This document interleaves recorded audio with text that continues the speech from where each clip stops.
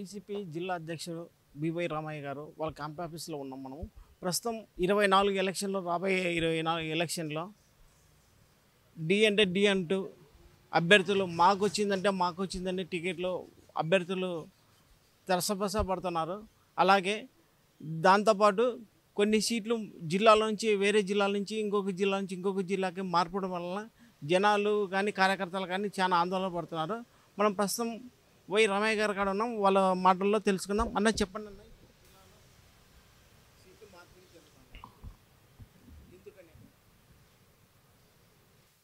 అంటే ఒక్కొక్కసారి గెలిపే ధ్యేయంగా ఒకటి, సామాజిక సమీకరణాల దృష్ట్యా ఒకటి, సో వేరే ఈక్వేషన్స్ వల్ల మార్పులు చేర్పులు అనేటివి ఏ రాజకీయ పార్టీ అయినా సహజం చేసుకుంటుంది. అక్కడ పరిస్థితులకు అనుకూలంగా మార్పులు చేర్పులు అనేవి జరుగుతాయి. ఇప్పుడు ఇక్కడ కూడా అదే జరుగుతుంది తప్ప ఇదేం కొత్తగా చేస్తున్నటువంటి విధానం ఏం కాదు. ఏ పార్టీ అయినా వాళ్ళకు అనుకూలాన్ని బట్టి, పరిస్థితులు అక్కడ లోకల్ కండిషన్స్ బట్టి గెలుపు అనేటి ముఖ్యము. గెలుపుతో పాటు సామాజిక సమీకరణాలు కూడా పాటించాలి కాబట్టి ఈ చర్యలు చేపడతాం. ఇప్పుడు కూడా మా ముఖ్యమంత్రి గారు అందులో భాగంగానే చర్యలు చేపడుతున్నారు. ఇప్పుడు కడప నుంచి నందికొట్కు నియోజకవర్గానికి డాక్టర్ సుధీర్ కుమార్ గారు వచ్చారు. అంటే నందికొట్కులో ఇవ్వలేరనే ఉద్దేశమా? అట్లెందుకు అనుకుంటారు? అలా కాదు కదా. పార్టీకి ఆయన సేవలు కూడా అవసరం కాబట్టి తీసుకొచ్చినారు. ఇప్పుడు ఆయన ఇక్కడ ఉండే చేయటం కాదు కదా, ఏడున్నా పార్టీకి అంతకుముందు పని చేసింటారు, రకరకాల సర్వీస్ అందించింటారు. సో ఆ సమీకరణాల దృష్ట్యా ఒక్కొక్కసారి మార్పులు చేర్పులు అనేవి అవసరమవుతాయి. అంత మాత్రంతోనే ఇక్కడ లేరని, ఇక్కడ కూడా ఉంటారు సమర్థులు అనేవాళ్ళు. కానీ వాళ్ళను కూడా పార్టీ సరైన టైంలో సరైన పద్ధతిలో ఉపయోగించుకుంటుంది.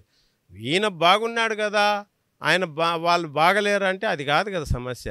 వాళ్ళు బాగున్నారు, ఈయన బాగున్నారు.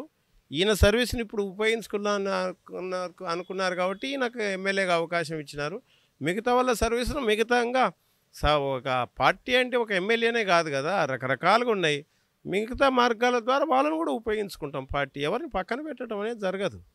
ఆర్థర్ గారు ఎంతో సేవ చేశారు. ఆ తర్వాత సర్వేలు వచ్చేసి ఆయననే 75% ఉన్నారన్నారు. కానీ ఇప్పుడు ఆర్థర్ మార్చడం వల్ల అంతర్గత సో ఆర్థర్ గారు కొన్ని పరిస్థితుల వల్ల అక్కడ లోకల్ అడ్జస్ట్ కాలేకపోయినారు కాబట్టి మార్చినారు అన్నట్టుగా అనుకుంటున్నాము. సో ఆయన సర్వీసులు ఇంకొక రకంగా పార్టీ ఖచ్చితంగా ఉపయోగించుకుంటుంది. ఆయననేం పక్కన పెట్టడం జరగదు. ఆయన కూడా పార్టీ ఉపయోగించుకుంటుంది. ఈ ప్రస్తుతానికి ఇప్పుడు ఈ అభ్యర్థిని మిగతా ఎవరన్నా ఉండినా అక్కడ లోకల్ యాస్పిరెంట్లు వాళ్ళని కూడా పార్టీ ఉపయోగించుకుంటుంది తప్ప ఎవరిని తక్కువ చూపు చుట్టమో పక్కన పెట్టడమో జరగదు. పార్టీ అందరినీ ఉపయోగించుకుంటుంది. కొడుమూరు వరకు మొన్నటి వరకు ఆయన అనుకున్నాము ప్రస్తుతం సుధాకర్, ఆయనకి మళ్ళీ ఆయనకే వస్తుందని చెప్పి ఆయన ధీమా వ్యక్తం చేస్తా అన్నారు. ఎంతవరకు ఇది కరెక్ట్? ఇందాకే చెప్పాను కదా, ఇప్పుడు రకరకాల ఈక్వేషన్స్ సమీకరణాలు. జగన్మోహన్ రెడ్డి గారు పార్టీ పెట్టిన తర్వాత నాయకత్వం ఎక్కువ తయారైంది, నాయకులు ఎక్కువ తయారైనారు. సో ఈ అందరికీ అవకాశాలు కల్పించాలనేది ఒకటి. రెండో విషయం సామాజిక సమీకరణాలు. 3 గెలుపు. ఇట్లా అంటే ఎవరికి నష్టం కలిగించకుండా, ఇబ్బంది కలగకుండా సర్దుబాటు చేయటమే జగన్మోహన్ రెడ్డి గారు ముందరున్నటువంటిది. అందులో భాగంగానే సర్దుబాట్లన్నీ చేస్తున్నాడు. అందులో ఆయన కూడా ఒకసారి ఆయనకు అవకాశం ఇచ్చినారు. ఇప్పుడు ఈయనకు సుధాకర్ సర్వీసులు కూడా ఇంకో రకంగా పార్టీ వాడుకుంటుంది. అంతే తప్ప అందులో ఏం పక్కన పెట్టాలనేది ఏమి ఇది లేదు. గుమ్మరం జయరాం గారికి ఆల్రెడీ టికెట్ రాదని చెప్పి కన్ఫర్మ్ అని చెప్పి కాంగ్రెస్లో పలు విధాలుగా ఫోన్ల ద్వారా కానీ ఇంకొక ద్వారా కానీ చర్చలు జరుగుతున్నాయి. ఇప్పుడు ఇప్పుడు కాంగ్రెస్ లేకపోతారా, వైసీపీలో ఉంటారా? వైసీపీలో ఉంటాడన్నట్టుగానే అనుకుంటున్నాం. కాంగ్రెస్ లేకపోతాడని మేమైతే అనుకోవట్లేదు. కాంగ్రెస్ లేకపోయి ఇప్పుడు పోయి చేసే పని ఏముంది ఆయన. అట్లాంటి పొరపాట్లు గుమ్మనూరు జయరాం చేయడం అన్నట్టుగానే అనుకుంటున్నాం. చూద్దాం. ఆల్మోస్ట్ మీకు కన్ఫర్మ్ ఎంపీ సీట్ అని చెప్పి చాలామంది ప్రచారాలు జరుగుతున్నాయి, పరపర విధాలుగా జరుగుతున్నాయి. అంటే ఇంకా ఇప్పుడు ఇండైరెక్ట్గా గుమ్మరం జయరాం గారికి టికెట్ రాలేదనే కదా అర్థం. అలా ఎక్కడ అనింది? పార్టీ అధిష్టానం ఎక్కడ అనలేదే. మా ముఖ్యమంత్రి గారు కావచ్చు, మా పార్టీ పెద్దలు కావచ్చు, ఎక్కడ అనలేదే ఆ మాట. ఆయన ఇంకా స్టిల్ ఎంపీ క్యాండిడేటు, ఎమ్మెల్యేగా అవకాశం లేదు కానీ ఎంపీగా ఉండమని చెప్పినారు. అందులో అదే జరుగుతుంది తప్ప ఇంకా ఎక్కడ ఆయనకు ఇవ్వలేదు. అన్నట్టుగానే ఎక్కడ చెప్పలేదు. ఆ రకమైనటువంటి పరిస్థితులు లేవు. సో ఇది రకరకాల ఊహాగానాలు. ఆయనైతే ఎళ్ళడు అన్నట్టుగా అనుకుంటున్నాం. పార్టీలోనే ఉన్నాడు. పార్టీలో కొనసాగాలని అనుకుంటున్నాం. కర్నూలుకి మీకు ఎంపీ టికెట్ ఫిక్స్ అయితే గుమ్మరం జయరాం గారికి ఎక్కడి నుంచి పోటీ చేయగలరు? అది పార్టీ పెద్దలు చూసుకుంటారు. అది నేను చెప్పగలిగే విషయం కాదు. ఇప్పుడు నేను ఒక పార్టీకి వీర విధేయునిగా వాళ్ళు ఏం చెప్తే అది చేయటమే నాకు తెలుసు తప్ప, ఎవరిని ఎక్కడ ఎట్లా వాడకాలనేది పార్టీ హైకమాండ్ చూసుకుంటుంది. అది నేను చెప్పగలిగే విషయం కాదు అది. అన్న మీ ఈ రాజకీయ చరిత్రలో నుంచి ఏ ఇయర్లో వచ్చారు? ఎక్కడి నుంచి మీరు క్రెడిట్ స్టార్ట్ చేశారు? తర్వాత కొన్ని రోజులు కాంగ్రెస్ ఆఫీసులో కూడా జిల్లా అధ్యక్షునిగా పనిచేశారు. ఇలా అని మీరు ఎలా ఫీల్ అవుతున్నారు? నాకు 88లో నా ఇంజనీరింగ్ అయిపోయింది. 94లో యూత్ కాంగ్రెస్ నుంచి నాకు ఈ ప్రజా జీవితం మొదలైంది. 94 నుంచి కొనసాగుతూనే ఉన్నా. యూత్ కాంగ్రెస్ చేసిన, జిల్లా జనరల్ సెక్రటరీ చేసిన, స్టేట్ జనరల్ సెక్రటరీ చేసిన, జిల్లా ప్రెసిడెంట్గా చేసిన, జెడ్పీటీసీగా కలిసి జిల్లా పరిషత్ ఫ్లోర్ లీడర్గా చేసినాను. తర్వాత కాంగ్రెస్లో జిల్లా ప్రెసిడెంట్గా 4.5 సంవత్సరాలు చేయడం జరిగింది. 2014లో ఎంపీగా కాంటెస్ట్ చేసిన, నంద్యాల ఎంపీగా. సో కాంగ్రెస్ ఎప్పుడైతే రాష్ట్రాన్ని విడగొట్టిందో అప్పుడు తీరని అన్యాయం జరిగింది రాష్ట్రానికి. ఎనలేని అన్యాయం జరిగింది. సో అప్పుడు ఇంకా పార్టీ ఎందుకంటే ఎవరు చెప్పినా వినిపించుకోలేదు. మనకి ఇంత అన్యాయం చేసింది, ప్రజలందరూ కూడా చీకొడుతున్నారనే ఉద్దేశంతోనే పార్టీని వదిలిపెట్టడం జరిగింది. ముందు నుంచి కూడా రాజశేఖర రెడ్డి సార్కు అభిమానులము. జగన్ సార్ కూడా అప్పుడు రాజకీయాలకి రావాలని కోరుకునే వాళ్ళం. సో ఆయన వచ్చిన తర్వాత కాంగ్రెస్ పార్టీని వదిలిపెట్టి జగన్ సార్తో జతకట్టడం జరిగింది. ఆయన వచ్చిన నుంచి మాకు ఇవ్వాల్సినంత గౌరవం ఇవ్వాల్సిన దానికంటే ఎక్కువ గౌరవం ఇస్తున్నాడు, చూసుకుంటున్నాడు. మేము ఆయనతో పాటే కొనసాగుతాం. మాకు వేరే ఇదేం లేదు. ఉన్నన్ని రోజులు, మేము బతికినన్ని రోజులు జగన్ సార్తో పాటే ఉంటాము. వైసీపీ జెండానే మోస్తాం. ప్రస్తుతం మీరు ఈ పోయిన ఎన్నికల్లో మేయర్గా నిలబడి జనాలు చాలామంది మిమ్మల్ని గెలిపించుకున్నారు.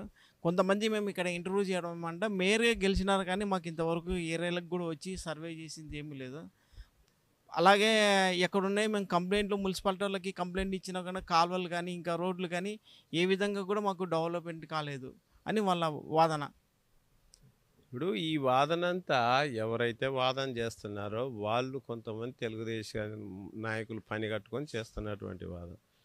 నువ్వు 100% గతంలో ఎప్పుడూ జరగనటువంటి మార్పు ఈ టైంలో జరిగింది అనేది. వాళ్ళు ఒక 11-12 సంవత్సరాలు ఎలక్షన్సే జరపలేకపోయినారు. రూలింగ్లో ఉండి ఎలక్షన్సే జరపలేకపోయినారు. ఏరియా నెలకు ఒక కొత్త కాలనీ పెరిగిపోతుంది. సమస్యలు ఎక్కువ ఉన్నాయి. అయినా సరే వాటి అన్నిటిని అధిగమించి వీలైనంత సాల్వ్ చేసుకుంటూ వచ్చాం. ఎందుకంటే ఎవరూ చెప్పడం ఎందుకు, మీరు వెళ్ళి చూడండి. సెంటర్లలో పార్కులు కావచ్చు, డ్రైన్లు కావచ్చు, రోడ్లు కావచ్చు, సర్కిల్స్ కావచ్చు. ఎప్పుడూ లేనట్టుగా కొండారెడ్డి బుర్జు, చారిత్రకమైనటువంటి కొండారెడ్డి బుర్జు దగ్గర ఒక టూరిస్ట్ స్పాట్గా దాన్ని డెవలప్ చేసినటువంటి పరిస్థితి. ఎప్పుడన్నా వెళ్తే హైదరాబాద్ ఏ చార్మినారో, లుంబిని పార్కో, గోల్కొండనో అనుకునేవాళ్ళు. అలా కాకుండా ఇవాళ కర్నూలులో కూడా కొండారెడ్డి బుర్జును గురించి అందరూ మాట్లాడుకునేటువంటి పరిస్థితి. అంటే ఏ ఇంటికి ఎవరన్నా బంధువులు వస్తే కొండారెడ్డి బుర్జు దగ్గరికి పోయిద్దని రండి, చాలా బాగుంది అనుకుని చెప్పుకునేటువంటి పరిస్థితి. ఆ గ్లో లైట్ అనేది చిల్డ్రన్స్ పార్కులో ఏర్పాటు చేసి స్టేట్లోనే నెంబర్ 1. చాలా theme park, fruit park, science park, ఇట్లా రకరకాల పేర్ల విన్న ఖానా ఖజానా సెంటర్సు, లైటింగు, ఇన్ని రకాలుగా డెవలప్ చేసాం. చాలామంది ప్రజలు మీకు కూడా తెలిసిన విషయమే కానీ మీరు అడుగుతున్నారు. గతంలో కంటే ఇప్పటికీ చాలా మార్పు వచ్చింది కర్నూలు అనేటువంటి విషయం జగమెరిగిన సత్యం అందరం. ఇంకా కొన్ని నేనేం పూర్తిగా అన్నీ చేసినానని చెప్పట్లే, ఇంకా కొన్ని చేయాల్సినవి ఉన్నాయి. ఏమంటే 12 సంవత్సరాల నుంచి ఎవరూ దీని గురించి పట్టించుకోలే అధికారులు. తెలుగుదేశం ప్రభుత్వం వాళ్ళు దోసుక తినడానికే సరిపోయింది తప్ప కర్నూలు అభివృద్ధి గురించి పట్టించుకోలే. కర్నూలులో స్మార్ట్ సిటీ చేస్తామని చెప్పి స్మార్ట్గా దోసుక తినే పరిస్థితి వాళ్ళది. ఇవాళ 12 సంవత్సరాలు ప్లస్ ఇది 15 సంవత్సరాల నుంచి ఆగిపోయినటువంటి అభివృద్ధిని మేము చేసి చూపించాల్సి వస్తుంది. అట్లాగే నడుస్తుంది. ఇంకా కొంచెం అక్కడక్కడ చేయాల్సినది ఉన్నాయి, అవి కూడా చేసుకుంటూ వెళ్ళిపోతాం ఖచ్చితంగా స్టెప్ బై స్టెప్గా.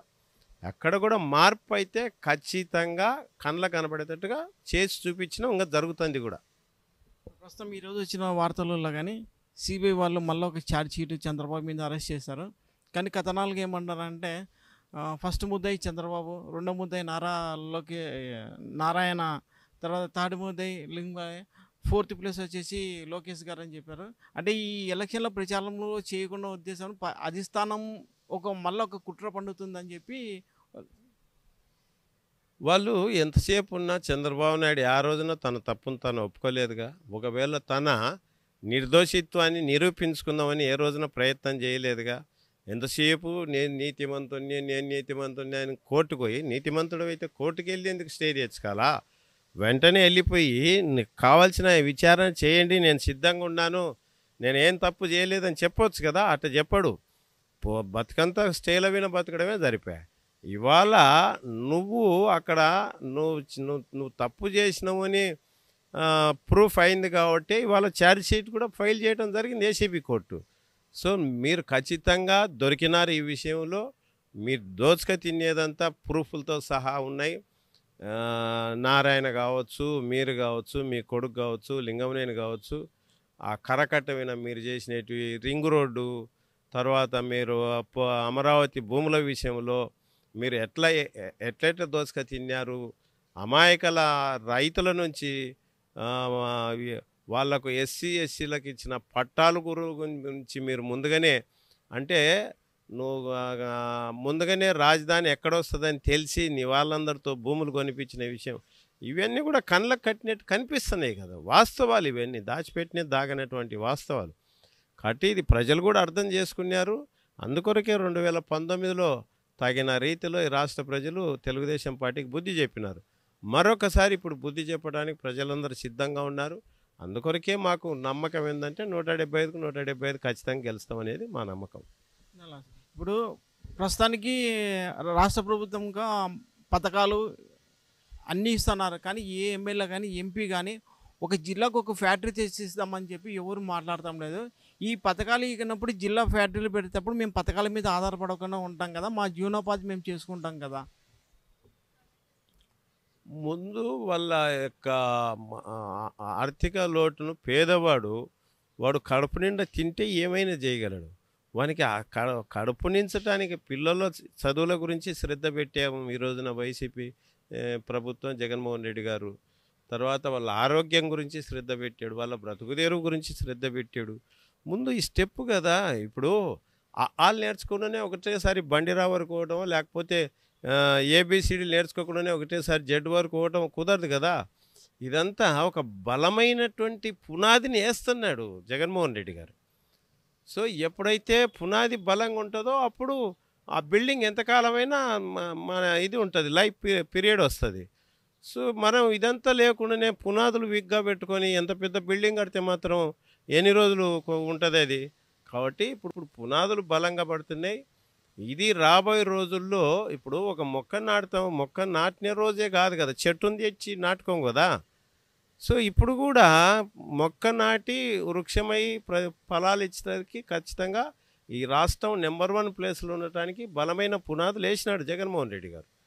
సో రాబోయే రోజుల్లో ఇండస్ట్రీస్ అవి రాకపోవటానికి ఆ రోజున తెలుగుదేశం తీసుకునేటువంటి చర్యలు, సింగపూర్ చెప్పాడు ఎక్కడ చూసినా మోసం చేశాడు. ఇవాళ ఈయన ట్రాప్లో ఆ సింగపూరు శంకరన్న ఆయన పడి ఇప్పుడు ఆయన దొరికిపోయినాడు అక్కడ, మొత్తం ఆయన మీద కేసులు బుక్ అయినాయి.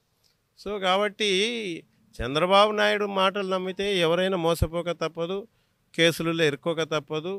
రాబోయే రోజుల్లో ఏ జిల్లాకి ఏం చేయాలి, ఇప్పటికే ఇండస్ట్రియల్ హబ్ కింద ఓర్వకల్లును పెంచి అక్కడ కొన్ని ఫ్యాక్టరీలు నడుస్తున్నాయి, వచ్చినాయి, స్టార్ట్ అయినాయి. ఇప్పుడు హైదరాబాద్ టు బెంగళూరు ఇండస్ట్రియల్ కారిడార్గా చేసినారు. సో ఇప్పుడు అక్కడ మెడికల్ కాలేజీలు తెచ్చినాడు, షిప్ యార్డ్లు డెవలప్ చేస్తున్నాడు. విశాఖపట్నం నుంచి చెన్నై వరకు సీ కోస్ట్ను డెవలప్ చేస్తున్నారు. రకరకాల చర్యలు తీసుకుంటున్నారు, స్టెప్ బై స్టెప్ వస్తాయి, అన్నీ ఒక్కసారి చేయలేము కదా.